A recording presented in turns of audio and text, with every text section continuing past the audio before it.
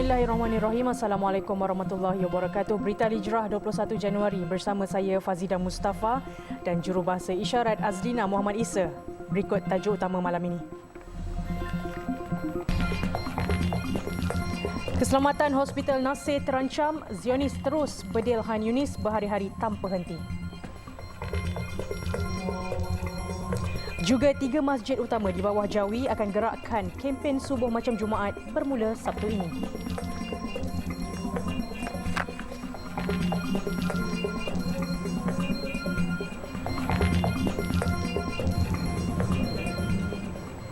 Berita Al Hijrah malam ini kami mulakan dengan serangan berterusan rejim Zionis ke atas Han Yunis. Lebih spesifik lagi di sekitar Hospital Nasir.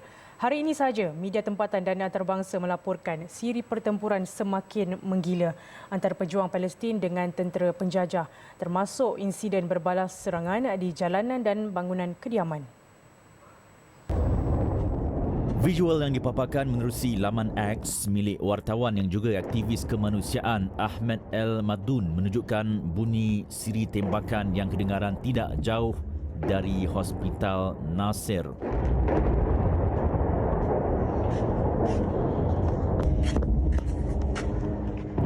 Pasukan penembak tepat Zionis Israel dilapor menembak secara membabi buta ke atas orang awam di jalanan, manakala rakyat Gaza yang berlindung di Hospital Nasir juga tiada pilihan untuk melarikan diri ekoran pertempuran yang semakin memuncak di sekitar kompleks perubatan berkenaan.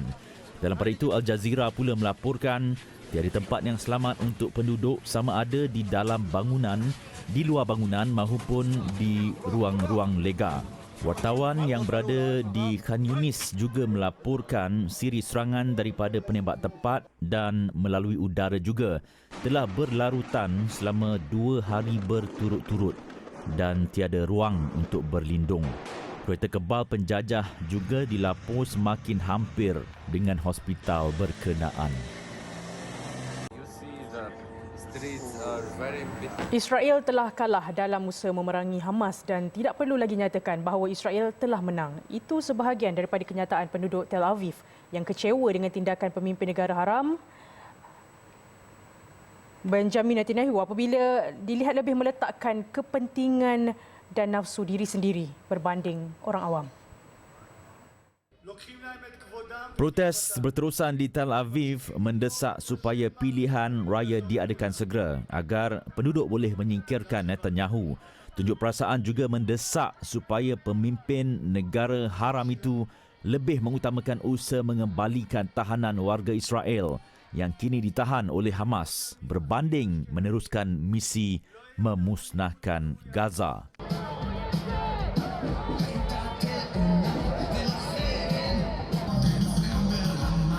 For his interest, he really like this war to keep continue, and will never end. And we are here to stop it, to say enough is enough. We already lost the war on the 7th of October once those people were kidnapped. So there is no really a good way to finish in a declaration that we want. We want our family, our people, our kidnapped people back home. The country is led by criminals who have absolutely no interest of the citizens. They care of themselves, of their own well-being and money and power and honor, and nothing about the well-being of the country. And we can see it now with the war that is going on and with the hostages. They do nothing to set them free, to allow for a exchange, to allow for an agreement. Sebahagian mereka melihat kerajaan Israel adalah penghalang paling utama dalam memastikan keamanan di rantau itu. Malah Israel juga kini mula mengalami pelbagai krisis dalaman ketika kerajaan Netanyahu asyik memfokuskan misi menghancurkan Hamas. Justru mereka mendesak pentadbiran ditukar segera kerana semakin hari semakin ramai rakyat menjadi mangsa. Because we are in a crisis point in our country. People are dying. The country is... Masih di Gaza, Zionis Israel dalam pada itu telah mengedarkan risalah yang disebar melalui udara yang memohon penduduk tempatan memberikan maklumat berhubung warga mereka yang menjadi tahanan Hamas.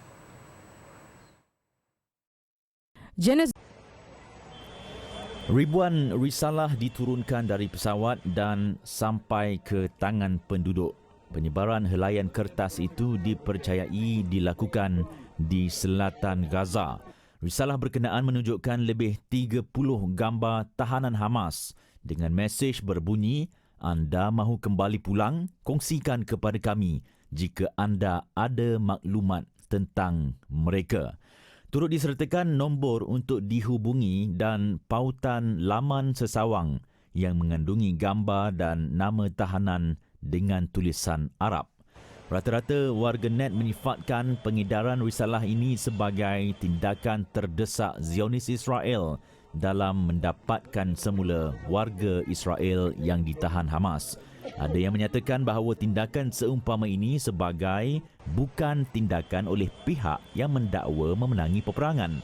Manakala ada juga warganet menyifatkan bahawa mesej pada risalah itu menterjemah, "Jika anda mahu kami hentikan genosid dan pengusiran beramai-ramai, maka bekerjasamalah dengan kami."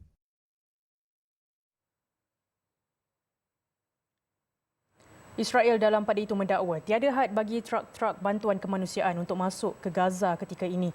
Namun lain pula ceritanya yang didedahkan Pertubuhan Bangsa-Bangsa Bersatu PBB apabila Badan Dunia itu menyatakan Zionis Israel telah menyekat kemasukan bantuan-bantuan ke Gaza. Memetik Al Jazeera, Pejabat Koordinasi Israel bagi urusan-urusan di Palestin telah mengeluarkan kenyataan di laman X bahawa tiada sekatan dan tiada had kemasukan bantuan kemanusiaan untuk masuk ke Gaza. Ia mendakwa sejak 7 Oktober lalu kononnya hampir 10,000 trak bantuan telah berjaya masuk ke Gaza. Bagaimanapun, semalam, satu laporan daripada Pejabat Hal Ehwal Kemanusiaan PBB cawangan Palestin melaporkan Zionis Israel telah menghalang kemasukan 70% daripada misi-misi bantuan, khususnya di utara Gaza pada separuh pertama Januari tahun ini. Menurut laporan itu, hanya 7 daripada 29 trak bantuan dibenarkan masuk, merangkumi bekalan barangan penting untuk menyelamatkan nyawa.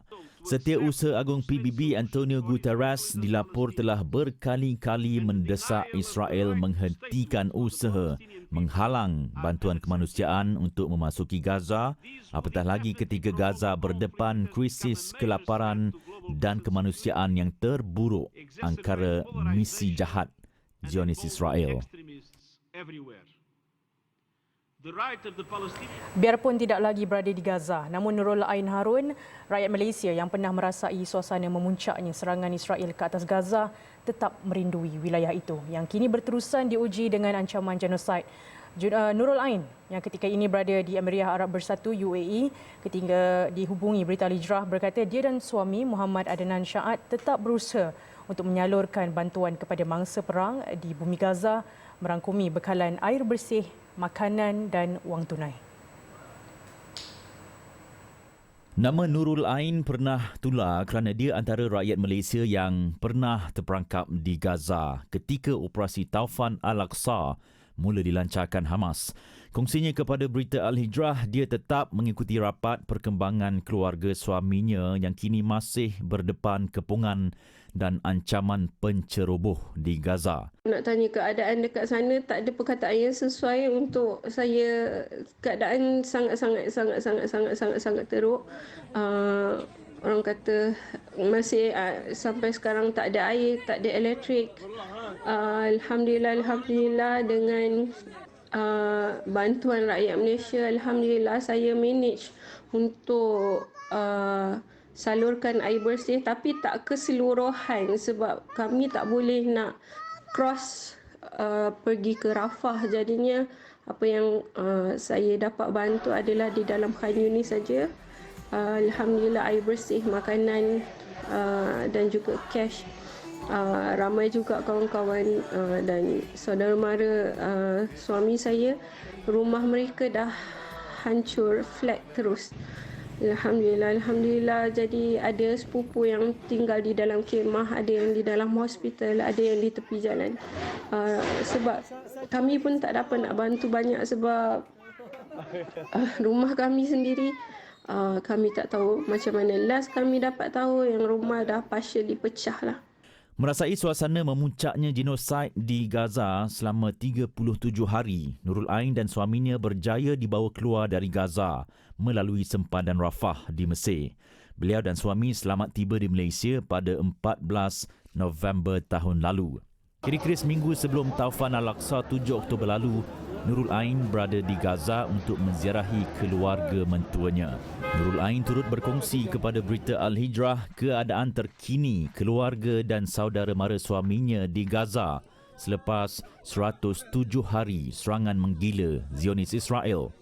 Alhamdulillah, after 10 hari tak dapat berhubung dengan family, and finally hari ni saya dapat berhubung dengan family dan dapat perkabaran gembira yang adik ipar saya, Nur, dia selamat melahirkan baby kembar lelaki. But unfortunately baby dekat hospital, and sebabkan tak ada bed, so jadinya adik ipar saya kena balik and tinggalkan anak dia dalam incubator.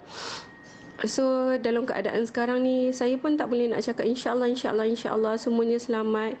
Family saya semua dah ada dalam satu rumah, 19 orang dalam satu rumah yang kecil. Alhamdulillah masih ada tempat berlindung, alhamdulillah. Kongsinya lagi, bapa saudara dan 9 sepupu suaminya turut terkorban, malah kediaman mereka musnah akibat terkena serangan roket. Malah sehingga kini keluarga suaminya tidak dapat mengesahkan di mana dan bagaimana keadaan perkuburan ibu suaminya. Berikutan wujud laporan bahawa kawasan perkuburan juga turut dibedil dan dimusnahkan.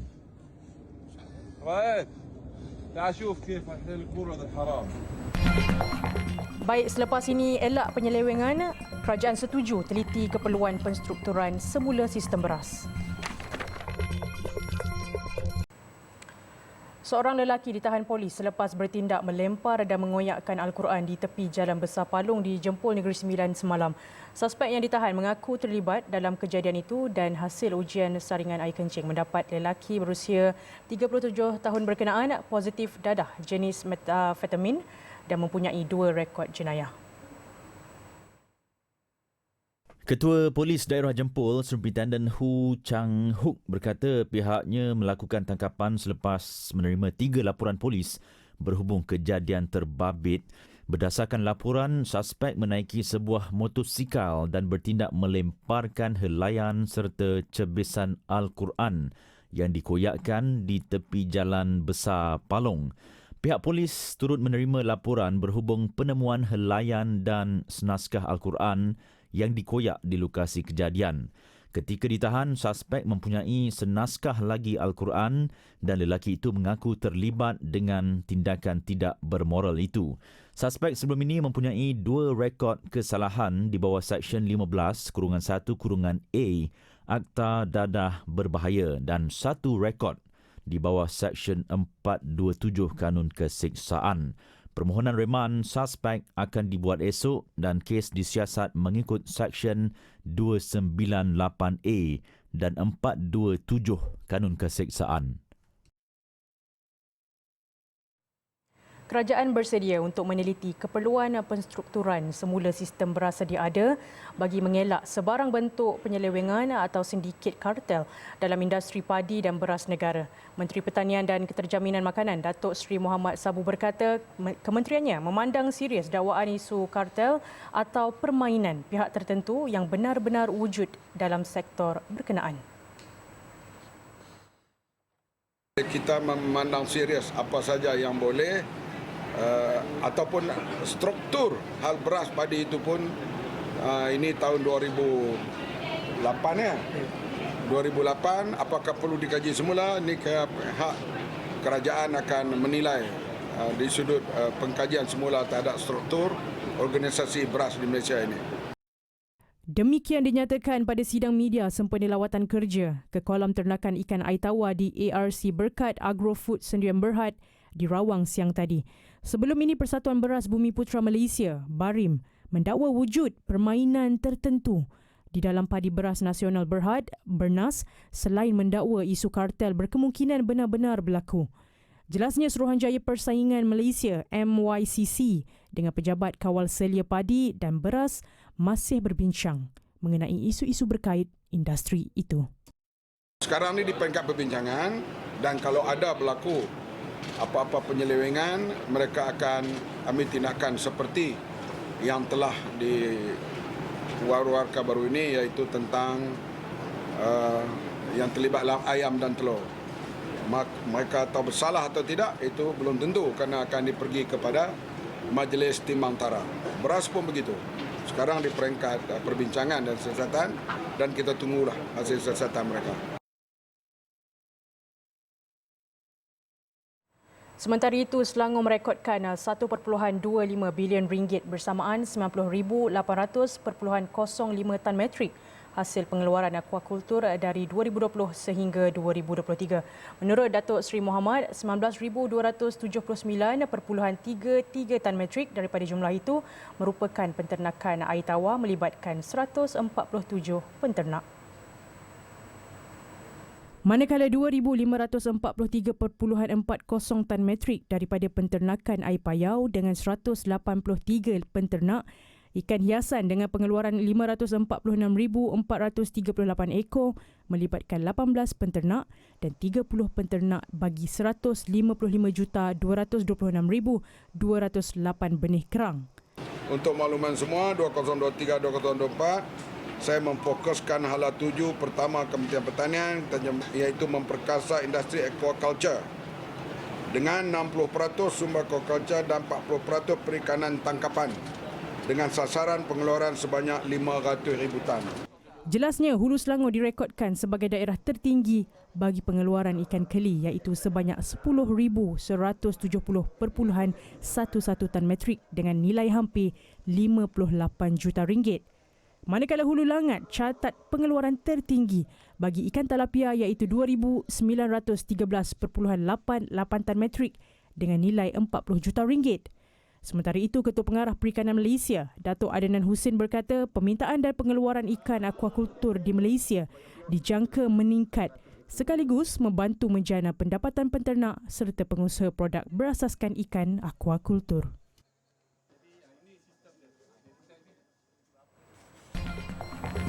Dana besar bantu jemaah haji, kepentingan pendeposit tetap terpelihara.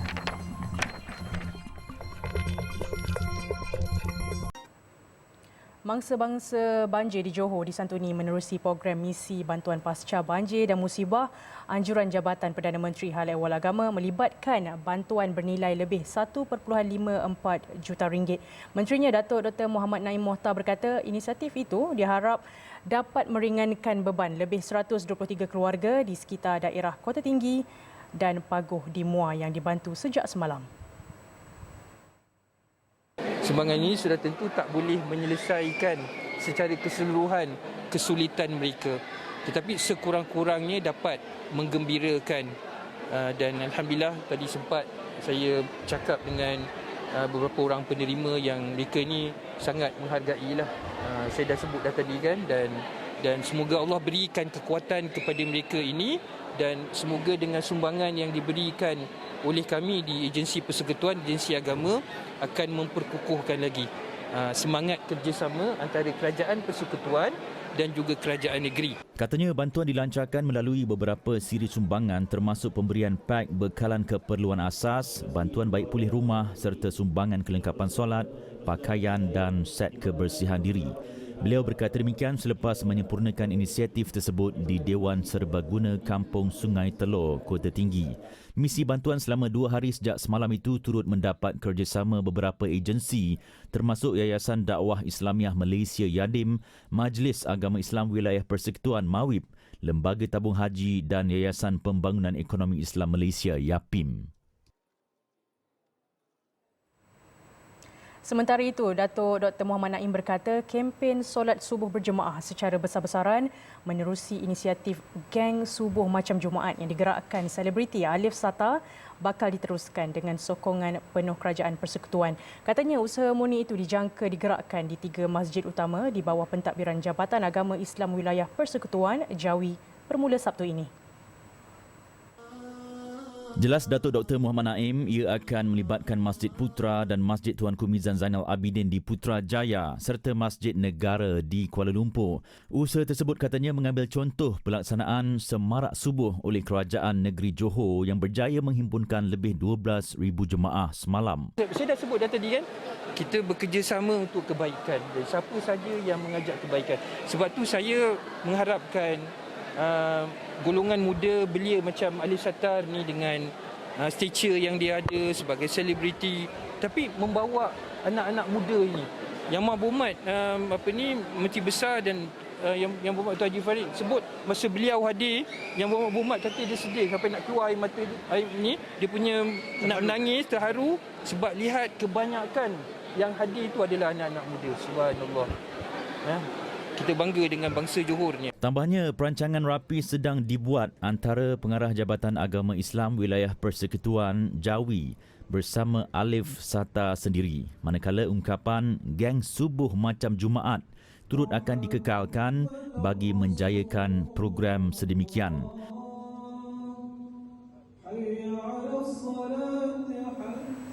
Dalam pada itu, subuh di Masjid Negeri Sultan Ahmad I Kuantan Pahang hari ini menerima jumlah jemaah luar biasa dengan sebahagian besarnya adalah golongan muda.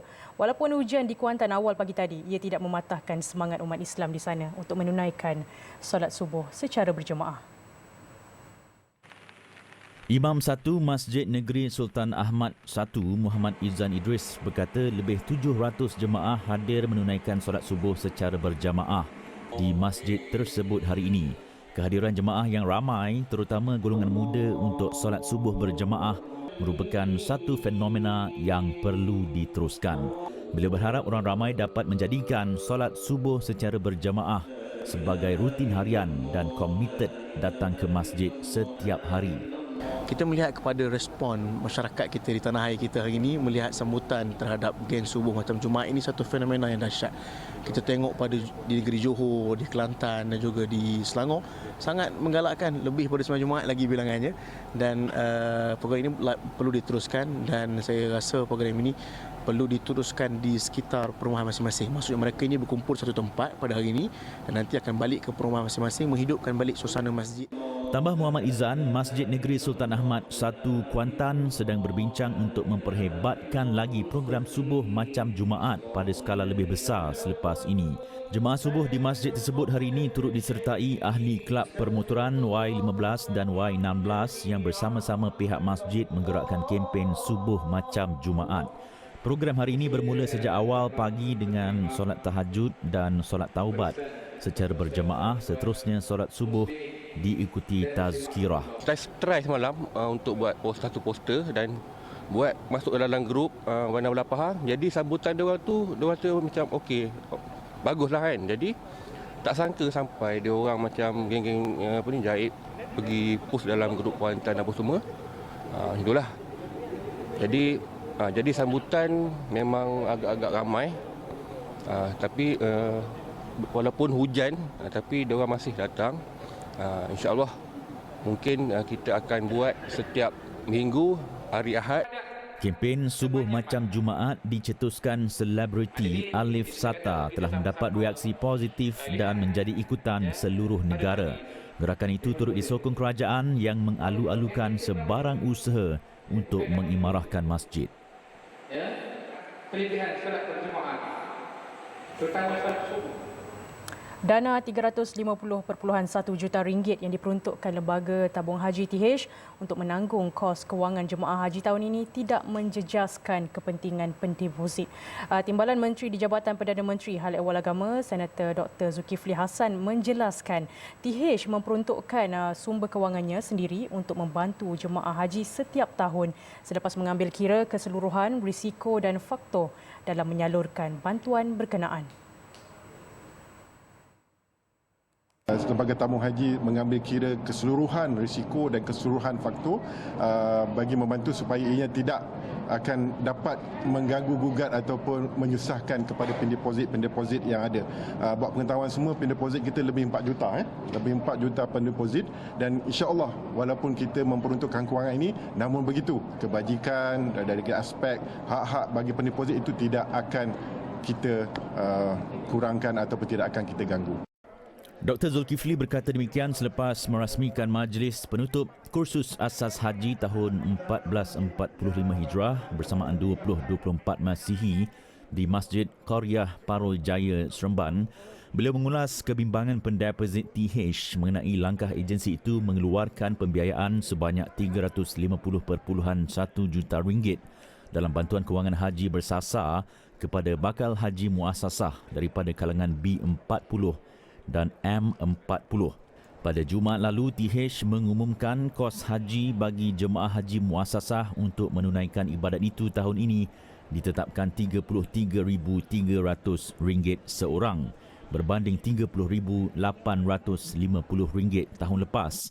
Pengarah urusan kumpulan dan Ketua Pegawai Eksekutif TH, Syed Hamadah Syed Osman berkata kadar bayaran bagi bakal haji kumpulan B40 yang kali pertama menunaikan haji itu tahun ini ditetapkan pada RM12,356, M40 RM19,152 dan kumpulan T20 dikenakan bayaran penuh kos iaitu RM33,300 seorang. TH sejak 2001 telah membelanjakan sebanyak RM2.4 bilion bagi bantuan kewangan haji. Baik, sedikit laporan perkembangan saingan bola sepak Piala Asia 2023 di Qatar. Malaysia kini berada pada kedudukan tercorot saingan kumpulan E selepas tewas 0-1 kepada Bahrain malam semalam waktu Malaysia. Dalam aksi di Stadium Jassim bin Hamad di Qatar jam 5.30 petang semalam waktu Qatar itu, Malaysia berupaya mengekang keupayaan Bahrain yang juga negara berkedudukan pada ranking 86 dunia. 90 minit permainan, siri serangan ke atas pintu gol Bahrain dilakukan skuad negara namun tiada penyudah yang menjadi. Asakan Bahrain ke gawang negara juga berjaya dikekang penjaga gol Shihan Hazmi dan pertahanan negara. Malaysia hampir mengikat Bahrain 0-0 bagi mengumpul satu mata. Namun gol saat akhir Bahrain pada masa tambahan mengejutkan skuad Harimau Malaya hasil daripada sepakan penjuru sebelum bola dilorongkan ke arah pintu gol oleh Ali Madan sekaligus menewaskan Shihan, menjadikan kedudukan 1-0 buat Bahrain. Sementara itu, dalam saingan kumpulan E juga, Jordan dan Korea Selatan seri 2 sama meletakkan Jordan unggul di tahta kumpulan dengan mengutip 4 mata di atas Korea Selatan dengan memiliki kelebihan jaringan. Laporan itu tadi menutup berita Al Hijrah untuk malam ini. Jangan ketinggalan siaran langsung Globe Al Hijrah jam 8.45 malam ini bersama penyampai Zaim Zamani. Saya Fazida Mustafa dan jurubahasa isyarat Azlina Muhammad Isa. Assalamualaikum warahmatullahi wabarakatuh dan selamat malam.